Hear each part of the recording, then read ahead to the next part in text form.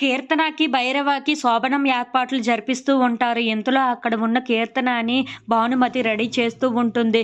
చూసావా ఎంత అందంగా ఉన్నావో నువ్వు అని చెప్పేసైతే హేళన చేసి మాట్లాడుతూ ఉంటుంది. ఆ మాటలు వినగానే అక్కడ ఉన్న కీర్తన మాత్రం చాలా బాధపడుతూ అక్కడ రెడీ అవుతూ ఉంటుంది. ఇంతలో అక్కడికి మైత్రి వచ్చి, "నువ్వు నా కోడలుగా వస్తావని నువ్వు అస్సలు ఊహించలేదు కదూ! నేను మాత్రం ఊహించాను. ఎప్పుడో తెలుసా" అని చెప్పేసైతే అంటూ ఉంటుంది. ఆ మాటలు వినగానే అక్కడ ఉన్న కీర్తన అయితే ఒక్కసారిగా మైత్రి వైపు చూస్తూ ఉండిపోతుంది.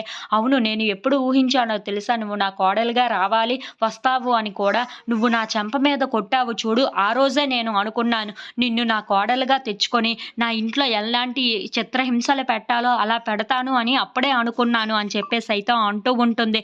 ఆ మాటలు వినగానే అక్కడ ఉన్న కీర్తన అయితే ఒక్కసారిగా షాక్ అయిపోయి మైత్రి వైపు అలా చూస్తూ ఉండిపోతుంది. ఇంతలో అక్కడ ఉన్న భానుమతి, మైత్రి వాళ్ళు అక్కడ ఉన్న కీర్తన బాధపడటం చూసి చాలా నవ్వుకుంటూ హేళన చేస్తూ ఉంటారు.